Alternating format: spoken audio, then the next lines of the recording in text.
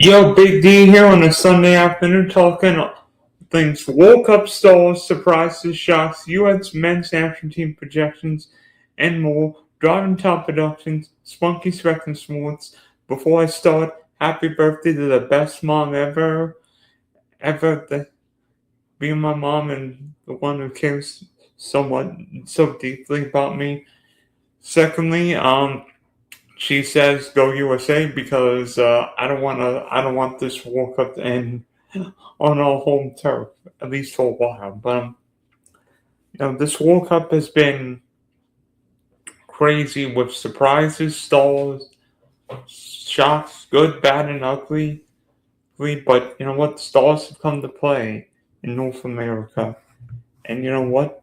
With the knockout round starting today, Canada and South Africa will begin at 3 o'clock. That's noon in LA. So potentially an interesting game. Could be a nervy game for Canada, liking how South Africa rebounded after a dismal opener at Azteca where two Bafana members were sent off. But we'll see what happens there today. But you know what?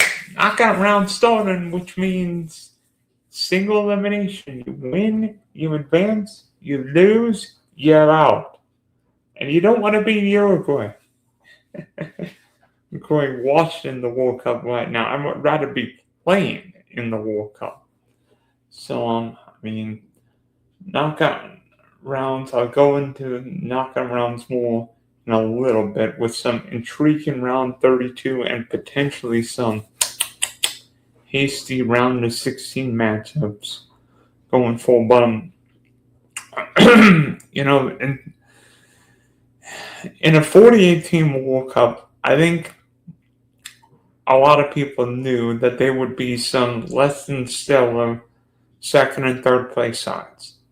But how about Cape Verde finishing second in a group with Uruguay? Cape Verde's population, 540,000 people, and yet Cape Verde's in the round 32 now. Of course, they're going to play Argentina and Miami, so I'll probably be 99% Argentina and Lionel Messi fans. But yes, look, Cape Verde, and they got 3 draws and everybody's won. Well, they haven't done anything. It's like Cape Verde drew against Spain. That's saying something to draw against the European champs. And while Cape Verde's got little to no chance of being Argentina, I think it's an incredible story. What a small island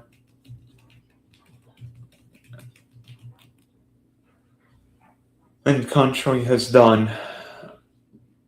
It's done, and the fact that these men can tell their grandkids in the future, saying, "Hey, we played against Lionel Messi." That's saying something.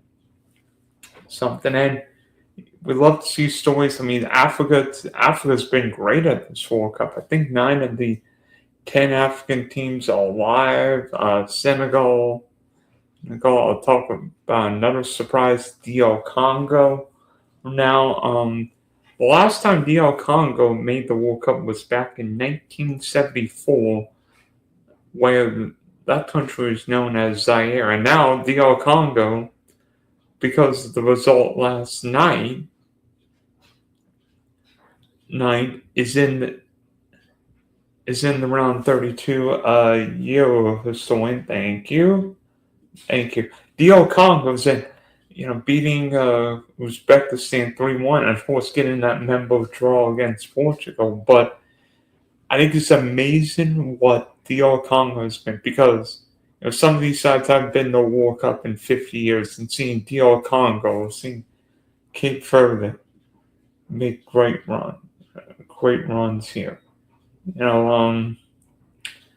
Algeria, Ghana, Africa's put together a really good World Cup. Senegal plays Belgium next. Of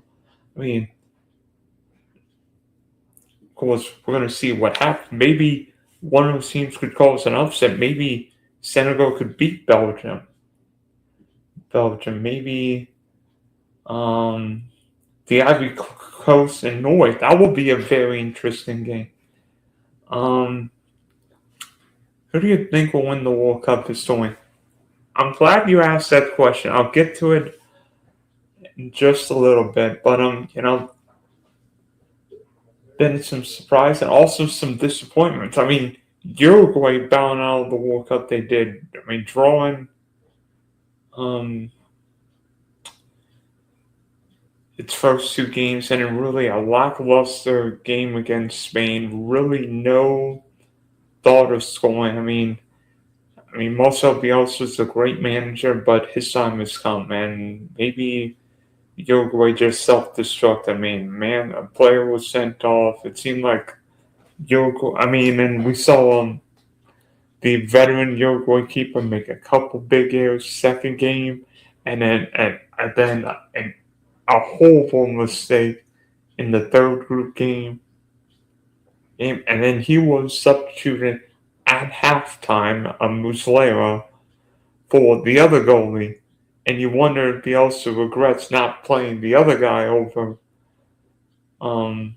Muslera, because other than that, Spain didn't really create much, but that mistake cost Uruguay a chance at the round of 32, and they could be playing Argentina and Miami next Friday night. But very disappointing World Cup. I think I've heard that Uruguay canceled the charter plane and will force everybody back in their regular plane with strangers. But Uruguay won the World Cup in 1930 and in 1950, but not making it out of the last two group stages, very disappointing. I mean, Darwin Nunez. I think Darwin Nunez forgot how to play football, because that's not the same player I remember from Liverpool. I think Spain. Well, if Spain could figure out how to get Rodri and Lamine Yamal right, because I don't think Rodri looks like himself. And I'll get to Spain in a minute here. Spain, Portugal, a few sides, but I didn't really like Bielsa taking off Valverde at the 57, 58 minute when Uruguay needs a goal. Taking off your captain, not a good move. Not a good move, and the red card was just stupid. You could have argued the red should have happened earlier, but I mean, straight leg, and yeah, that's a red card in itself.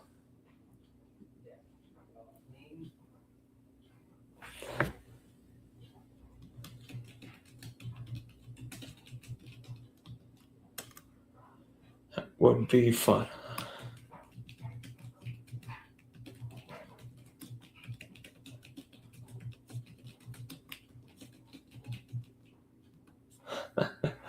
Almost, but it just shows one team plays more defensive, can get a nil-nil result. The other team can't, and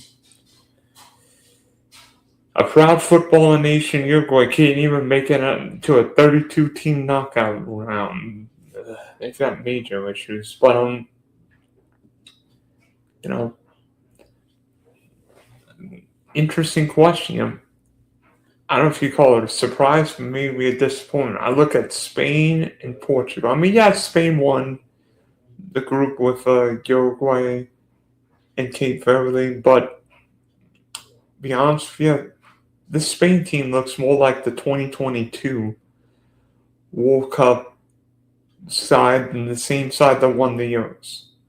Yamal still doesn't look right. I don't think he's fully fit from his hamstring issue.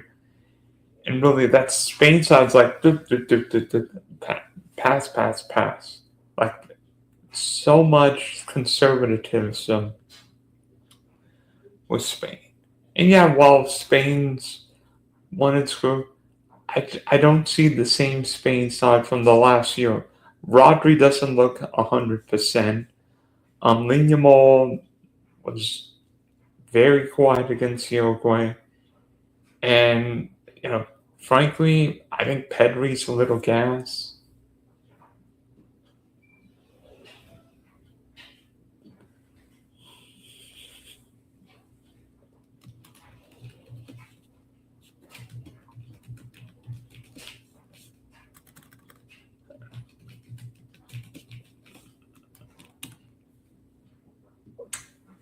And some of Spain's other players. I was surprised Danny Olmo and Perro didn't play because Olmo and Perro need to be involved, giving Spain more athleticism, more elusiveness.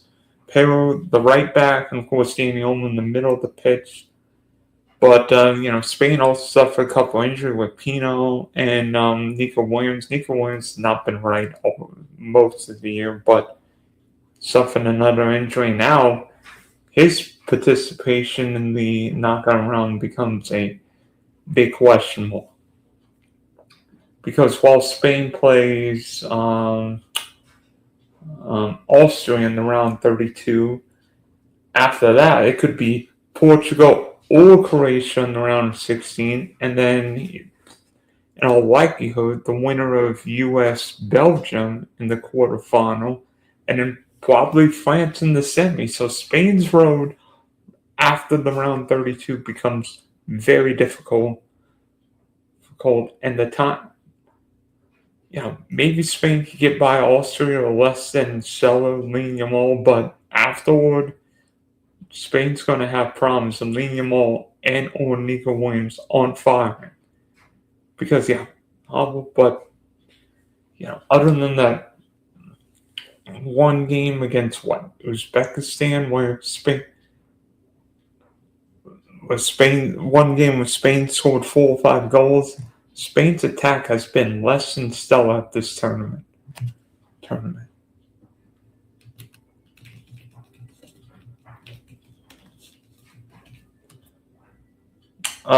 Saudi Arabia.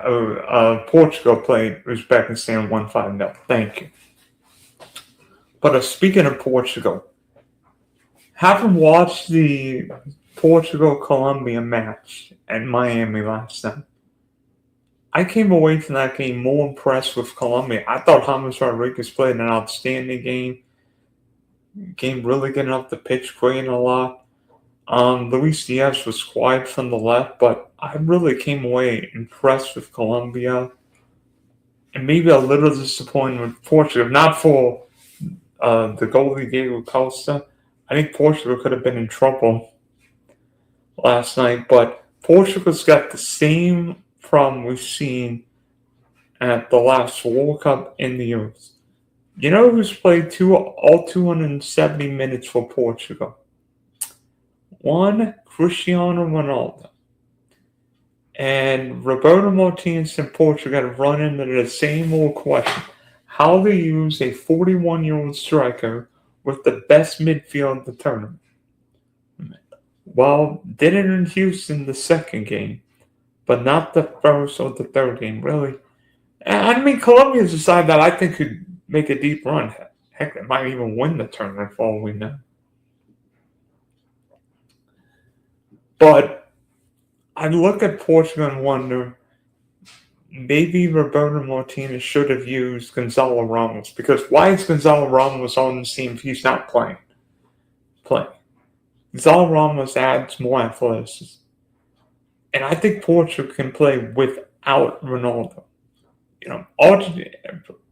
But he makes the comparison with Ronaldo and Messi.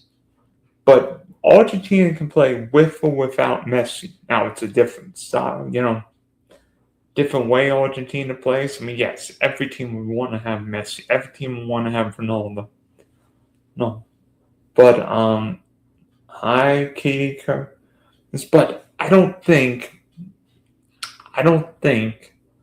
Portugal can win this World Cup if Ronaldo's playing 90 or 120 minutes every game, because Ronaldo's not going to track back and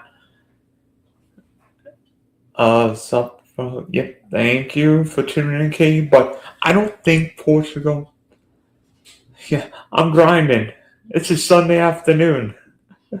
But I don't think Portugal can win if football's coming home. Well, you know what? I'm going to talk about England next just for you, Jack. But yeah. Up the lines. Yep, 3 lines. I know, mate. But I think Portugal's got to get Gonzalo Ramos involved. I mean, you could argue maybe Portugal's got too many midfielders. Maybe Vitinha, maybe Neves, maybe Bruno. I think Portugal's got to figure out how to incorporate Bruno Fernandes. Otherwise, this team's going to end up disappointing and wasting all these great midfielders. And Portugal's group, knockout round potential is very difficult. I mean, they have Portugal faces Croatia in Toronto. By the way, have you seen the ticket prices to watch Ronaldo and Luka Modric north of the border? Whew, could have afforded a call back in the day with how much those tickets are. And then face probably Spain, and then even face US or Belgium, and then probably France in the semifinals. So Portugal's road by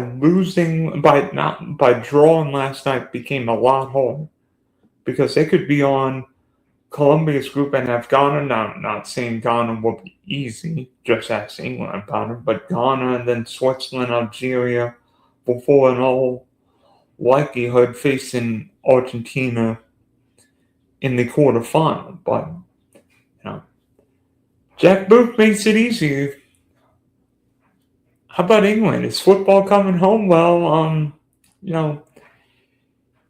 England won 2-0 yesterday. I mean, frankly, I think the score, I think England may have been a little unlucky and a little lucky.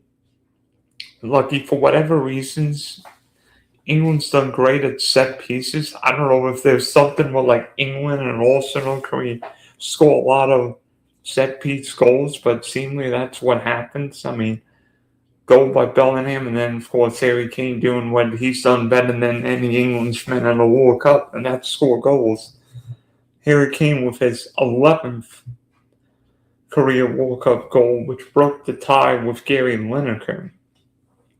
But I think there are all issues I see with this England team, Jack.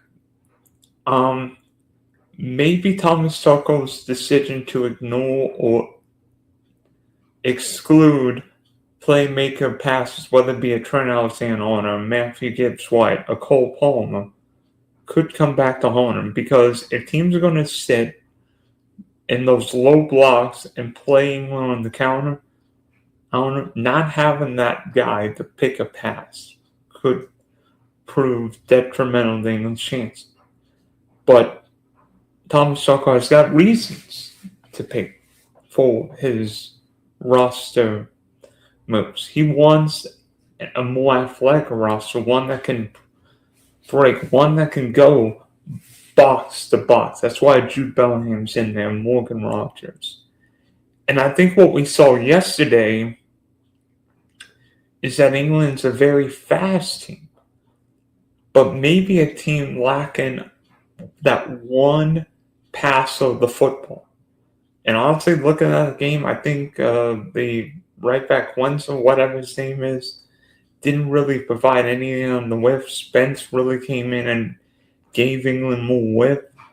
And with Nico Riley, even though he's a left back, I almost see him more as a midfielder or winger because he gets up the pitch so much. O'Reilly's a big guy, bigger than me, with a great ability to head the ball. And I think having those fullbacks who can get up the pitch, wide in the area, will spread out the defense, and it will provide more room for Bellingham, more room for Saka, more room for Rashford. By the way, speaking of Saka, I didn't really think Bukayo Saka looked like himself. I mean, Saka and Lee Yamal looked like two guys who haven't played or who own 100%. I mean, Saka's still dealing with that Achilles issue. Started yesterday, really didn't look great. And Weka came on and she looked okay, but I think England's got issues. I mean, Rashford came on, started, played the whole game, looked okay, but Anthony Gordon in the first couple games didn't look good one bit. I think Jude Bellingham was England's best player by far yesterday. really controlled the game, played a little deeper than we're used to seeing Elliot Anderson, of course, runs. It's like Declan Rice in midfield. Harry Kane scored his goal, but again, it can't be all on Jude Bellingham and Harry Kane.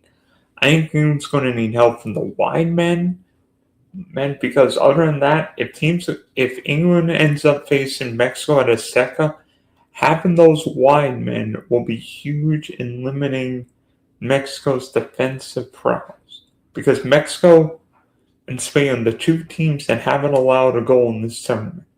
And if England's going to break on Mexico, they're going to need the wide men. And, England's defense really wasn't tested a whole lot. I mean, Pickford did make a couple saves, nothing crazy, but, Kwanzaa, Willian looked great yesterday. I mean, neither one of England's center backs, unless Stone starts, is great with the ball in his feet, so that could be an issue. I mean, Pickford, not the biggest goalie, but he started loads of games. Like, we even saw Jordan Henderson play. I bet you the Manchester United supporters like, where's Mainu? But, there's a reason why Jordan Henderson's on this team. Maybe to provide that leadership and that calming experience to the side with some first timers, not just at a World Cup, but a major tournament, a Nico O'Reilly or Elliot Anderson. Of course, England's path to the World Cup final starts with the DR Congo on July 1st, and then potential round of 32 matchup with Mexico at Azteca. And as an American, I don't want any part of facing Mexico at Azteca. 7,300 feet. Let me just think what time that game would be. Luckily for England, I believe that would be a night game, so not having to deal with quite the heat or humidity compared to a noon game. But still, probably the craziest atmosphere at a World Cup. And then maybe face Argentina for good measure in the quarterfinal. Excuse me, not Argentina. Who would that be? Brazil, thank you. Brazil in the quarterfinal. So it wouldn't get any easier.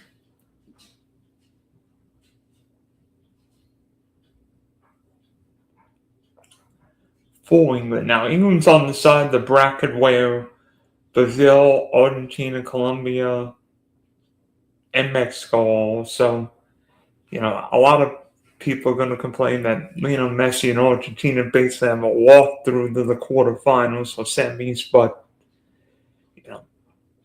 maybe how FIFA could rank the teams is rank them like 1 to 32, in a way like the NCAA men's basketball tournament.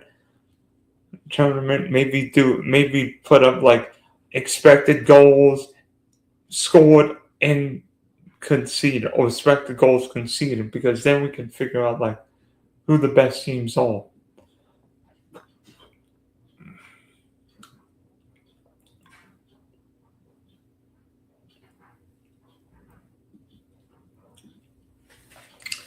Okay, so it's been 25 minutes. I don't think I've really talked about the U.S. So in the 3 games, I think the U.S. looked good, especially first game against Paraguay and this first 45 minutes against Australia. Not really going to take too much from the third match against Turkey because the U.S. basically rotated, didn't really play a lot of guys. I mean, Pulisic played the last half hour or so, but I think the U.S.'s path to a quarterfinal could be easier if we didn't have to play Belgium, but I think a quarterfinal is still very much on the line. I would be shocked if the Americans don't beat Bosnia and Herzegovina on Friday night. Oh no, Wednesday night. in the Bay in Santa Clara, and then potentially play Belgium in the round of 16, rematch from 12 years ago. But of course, the U.S. and Belgium just played a friendly where Belgium kicked all sorry you-know-what.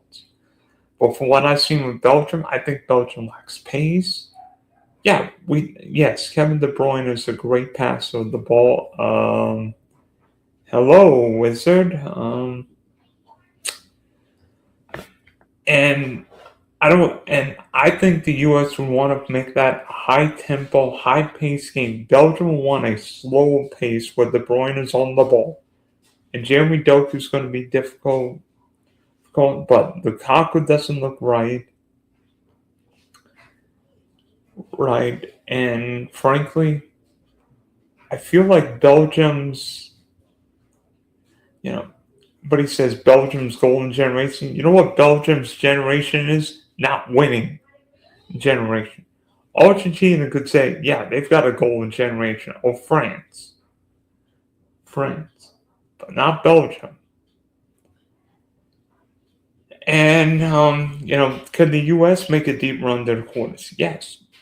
And you know what? If we ended up playing Spain or Portugal, crazier things can have happened. I mean, the U.S. beat Portugal 2002, drew in 2014, and the U.S. beat Spain in the 2009 Confederations Cup. Crazier things can happen at this tournament. We will see what happens.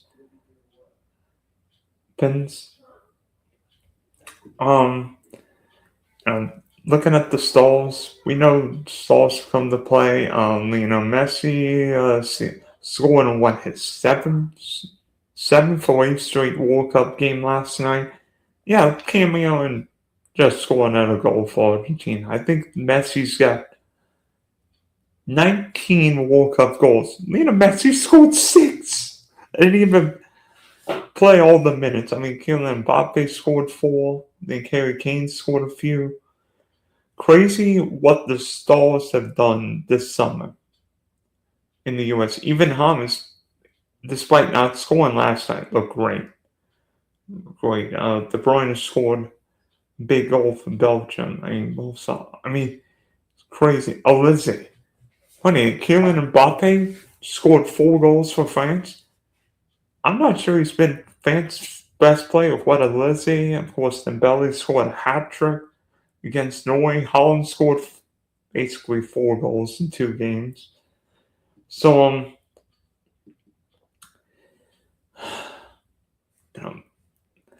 they're all question marks into whether Norway should have played.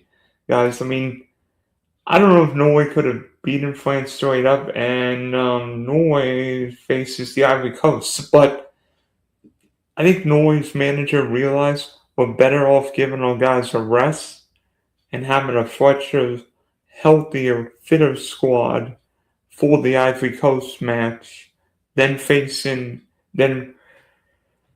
and actually going for the win, but having a more tired squad later in the tournament. So we'll see if that decision pays off. I think Ivory Coast, Norway will be one of the trickier games. Mexico and Ecuador. Ecuador, very strong defensively and finally scored against Germany, but Mexico at Azteca will be very difficult. Bet against, Belgium, Senegal. I think the most interesting round 32 game must be Holland and Morocco. The Dutch finished the group stages very well, scoring lots of goals against last 2 games. But Morocco, made the semis of the last World Cup, and we know what Hakimi can do. I think that's a go either way game tomorrow night. I think it'll be a very tight, tense game in Guadalajara. Yes, Guadalajara. So could be it'll be an outdoor game, heat, humidity, maybe a little bit altitude in a Mexico, but That's going to be one that, see, of course, Portugal, Croatia. Give me one more Cristiano Ronaldo, Luka Modric encounter. So 2 40-year-old men captaining in Toronto. So that will be interesting to see what happens. But we'll see what happens. If you want let me see, where is it? Who do you think will win the World Cup or historian? I'm here to answer. My semifinal right now, I have France being Portugal in one semi, Brazil being Argentina in the other semi, and France being Brazil in a rematch of the 98 World Cup final. I almost thought about picking Colombia to beat Argentina. It's not that I hate Lionel Messi. Not one bit. But I worry about Argentina's lack of depth on the back end and whether Lionel Messi